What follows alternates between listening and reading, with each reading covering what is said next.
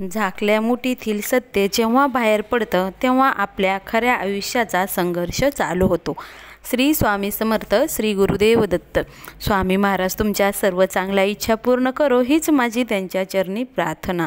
तिळगुळ घ्या, गोड गोड बोला। मग तुम्हाला कळलंच असेल की महिलांच्या सर्वात आवडतीचा सण म्हणजे मकर संक्रांत आता जवळ आलेले आहे। आपण आजच्या व्हिडिओमध्ये मकर संक्रांती दिवशी सौभाग्यवती स्त्रियांना कोणत्या रंगाची साडी नेसावी, कोणत्या रंगाची साडी चुकूनही घालू नये, कोणत्या रंगाच्या बांगड्या घालाव्या, कोणत्या रंगाच्या बांगड्या घालू नये, संक्रांतीसाठी कोणते शुभ रंग आहेत, बांगड्या भरताना कोणत्या नियमाचं पालन करायचं ते आज आपण या व्हिडिओमध्ये पाहणार आहोत। त्यामुळे व्हिडिओ स्किप न करता शेवटपर्यंत नक्कीच पहा। यावर्षी 14 जानेवारी 2025 वार मंगळवार या दिवशी संक्रांत साजरी करायची आहे। तर पौष महिन्यात सूर्य हा मकर राशीत प्रवेश करतो, त्यावेळी आपण मकर संक्रांत ही साजरी करतो। या दिवसापासून सूर्याचे उत्तरायण सुरू होते। संक्रांतीपासून वातावरणातील थंडी हळूहळू कमी होत असते। या संक्रांतीपासूनच दिवस हळूहळू मोठा होत जातो आणि रात्र ही छोटी होत जाते। मकर संक्रांतीला स्नान, दान, तप याला विशेष असं महत्त्व आहे। या दिवशी पवित्र नदीत स्नान केल्याने अतिशय पुण्य मिळतं असं म्हणतात। दान केल्याने सर्व मनोकामना पूर्ण होतात आणि आपल्याला पुण्याचा संचय होतो असंही म्हणतात। सूर्यदेवाचा आशीर्वाद मकर संक्रांतीच्या सणादिवशी आपल्याला प्राप्त होतो। मकर संक्रांतीचा सण हा नात्यातील गोडवा वाढवणार आहे। असं मानलं जातं की या दिवशी तुमचे जे काही रुसवे फुगवे आहेत त्यांनी एकमेकाला तिळगुळ देऊन तो सण आनंदाने आपल्याला साजरा करायचा असतो। या दिवशी मकर संक्रांतीचं खूप असं महत्त्व आहे। हा सण स्त्रियांसाठी खूप असा महत्त्वाचा मानला जातो। हळदी कुंकवाला विशेष महत्त्व आहे। हा सौभाग्याचा सण म्हटलं जातं।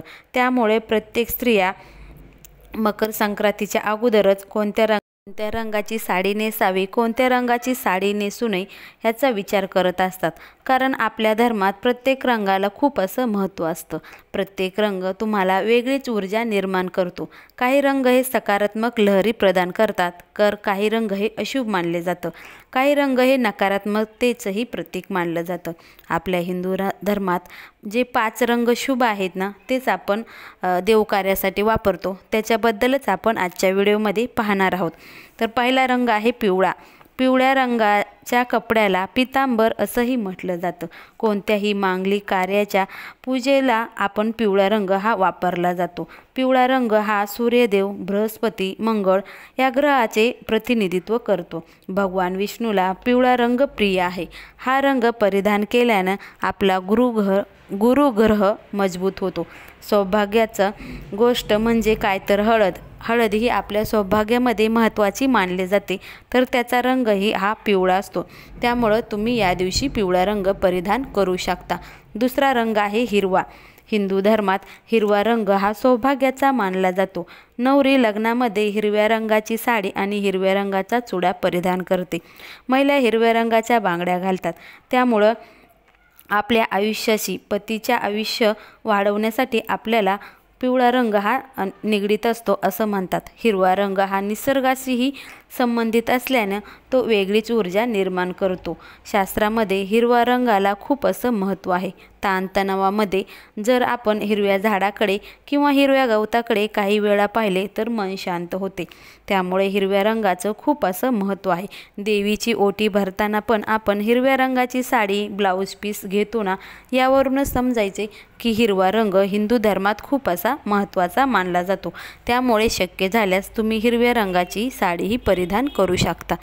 नंतर आहे तिसरा रंग आहे लाल रंग। हिंदू धर्मात लाल रंग पण खूप शुभ मानलं जातं।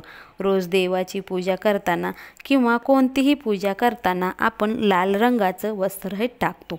लाल रंग हा सर्वांना खूप प्रिय आहे। माता लक्ष्मीला पण लाल रंग खूप असा प्रिय आहे। आपल्या सौभाग्याचं लेणं कुंकू पण लाल रंगाचं असतं। त्यामुळं लाल रंग हा हिंदू धर्मात खूप असा महत्त्वाचा मानला जातो। उत्साह, सौभाग्य, उमंग, नवीन ऊर्जेचं प्रतीक म्हणून लाल रंगाकडे पाहिलं जातं। त्यामुळं तुम्हाला शक्य असेल तर तुम्ही लाल रंगाची साडी या दिवशी परिधान करू शकता। चौथा रंग आहे केशरी. केशरी रंगाची साडी तुम्ही या दिवशी नेसू शकता. केशरी रंग हा सूर्याच्या उगवती आणि सूर्याच्या मावळती दिशेचा रंग आहे. केशरी रंग हा ज्ञान, शुद्धता आणि शौर्याचं प्रतीक आहे. छत्रपती शिवाजी महाराजांच्या सेनेचा ध्वज, अर्जुनांच्या रथाचा ध्वज हा सुद्धा केशरी रंगाचा होतो. केशरी रंग हा वीरता, बलिदान आणि शौर्य याचं प्रतीक आहे. केशरी रंग हा देवशक्तीचं प्रतिनिधित्व करतो. या रंगातून सकारात्मक ऊर्जा ह्या प्रभावित होतात. त्यामुळे तुम्ही केशरी रंगाची साडी ही परिधान करू शकता. आता पाचवा रंग आहे गुलाबी रंग. हा पाचवा रंग आहे. गुलाबी रंग सर्वांना खूप आवडतो. सर्व स्त्रियांना गुलाबी रंग जास्त प्रमाणात आवडतो. गुलाबी रंग हा प्रेमाचं प्रतीक मानलं जातं. गुलाबी रंग हा आनंदाचं प्रतीक मानलं जातं. हा रंग स्त्रियांना आकर्षित करतो.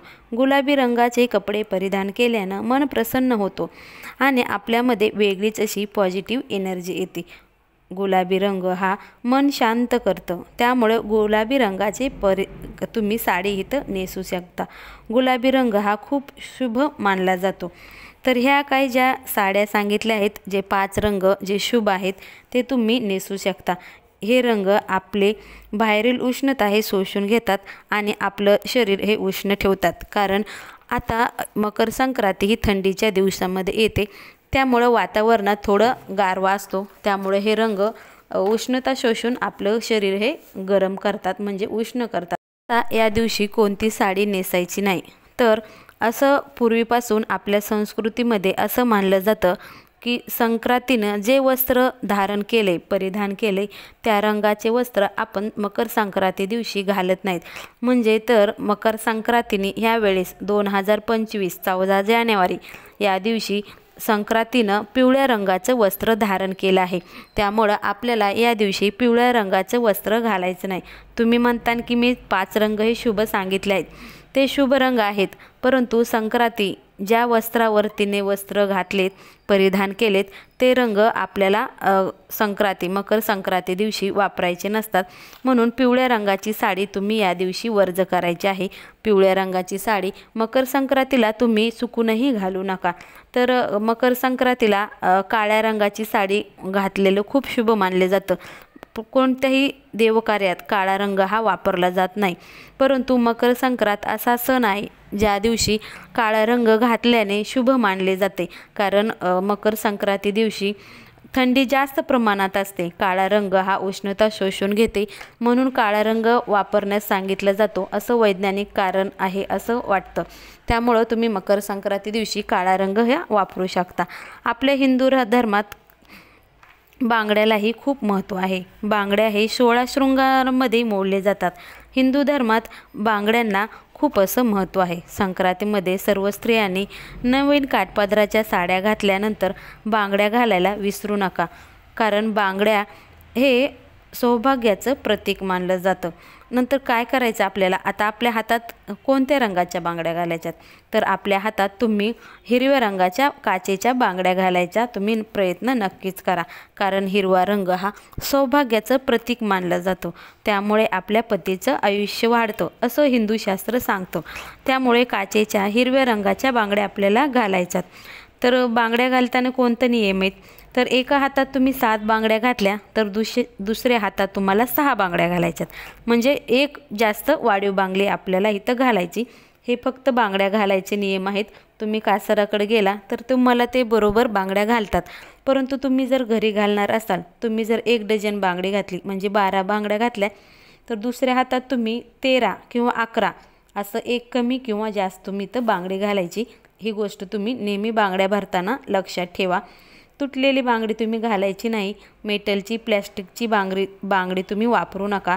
अनन्यसाधारण वेगवेगळ्या विचित्र प्रकारच्या बांगड्या पण तुम्ही या दिवशी वापरू नका. तर सोन्याची बांगडी तुमच्याकडे असेल तर घाला, नसेल तर काही हरकत नाही. आता बांगड्या भरल्यानंतर आपल्याला लाखेचा चुडा घालायचा आहे. लाखेचा चुडा घालायला तुम्ही विसरू नका. कारण सौभाग्याचं प्रतीक म्हणून लाखेच्या चुड्याकडं पाहिलं जातं. त्याला खूप असं अनन्यसाधारण महत्त्व आहे. त्यामुळे तुम्ही बांगड्या घातल्यानंतर तो चुडा घालण्याचा प्रयत्न करा. कारण एक दिवस तरी आपल्याला तो चुडा वापरायचा असतो. माहिती आहे तो चुडा जास्त वेळ टिकत नाही, परंतु संक्रांती दिवशी त्याचा खूप असा मान असतो. त्यामुळे तुम्ही चुडा त्या दिवशी अवश्य घाला. संक्रांतीला ओवाळताना बिना चुड्याचं ओवाळत नाहीत. त्यामुळे तुम्ही ववसायला जाताना चुडा आणि पाटल्या अवश्य घाला. ती काही असं म्हणू नका की ती छान दिसत नाही, कारण ते सौभाग्याचं लेणे आपल्या पतीचं आयुष्य वाढवण्यासाठी आपल्याला ह्या ज्या काही आपल्या शास्त्रात, आपल्या हिंदू धर्मात ज्या काही पद्धती असतात त्या पाळण्याचा प्रयत्न नक्कीच करा. श्री स्वामी